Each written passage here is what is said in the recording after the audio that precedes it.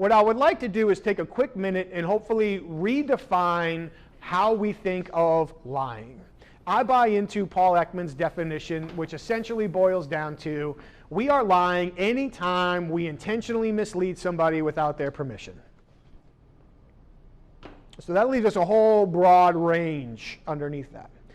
Technically, there are 5 different ways that somebody can lie to you. The first is a denial.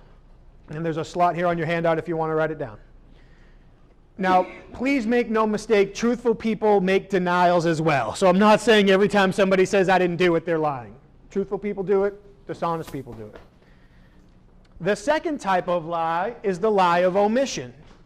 And this is likely one of the two, if not the most common type of lie. When somebody lies by omission, what do they tell you? Maybe even more than half of the truth. Everything they share with you more or less is the truth. They just leave out the information they don't want you to know. Convenient. The next type of lie is the lie of fabrication. And the lie of fabrication is the lie that most of us associate with lying. Making something up, telling a false story, saying something that didn't happen at all. Believe it or not, this is the least common type of lie that people tell. Think about it. It takes a lot of cognitive resources to make it up. Then you have to tell it, which is stressful.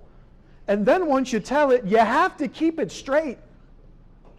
Believe it or not, most people would rather not outright lie.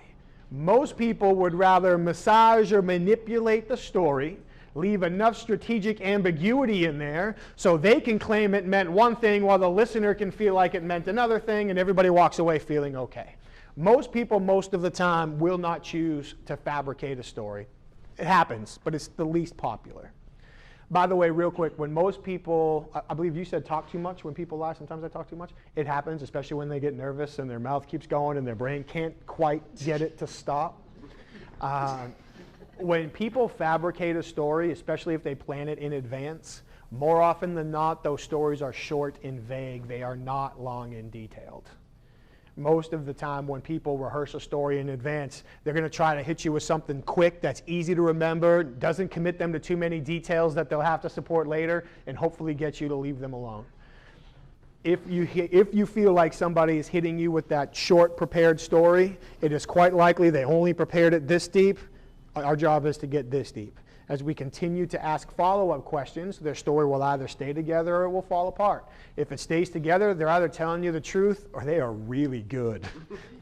If it falls apart, now you likely understand why it fell apart. The next is minimization. This one is also quite common. People will more or less pretty much give you part of the truth, but they're going to minimize the significance of it. If English is somebody's first language, I want to be intentional with this. If English is somebody's first language, please listen for words that end in the letters ly that are punctuated with a question mark where there should be a period. A very easy example. Let's just say you've got someone who's struggling with their time and attendance. Somewhere between the alarm clock and the time clock, they just can't seem to be where they need to be when they need to be there. So it's gotten to the point where you need to make a decision on their continued ability to work for your organization, and you ask them, what time did you get to work on Wednesday? And they say, I usually get to work at 8 a.m. You know what time they didn't get to work on Thursday? It wasn't 8 a.m. Or you ask them, what time did you get to work on Thursday? And they go, probably about 8 o'clock. Those are typically indications of lies of minimization. The last lie is the opposite, which is the lie of exaggeration.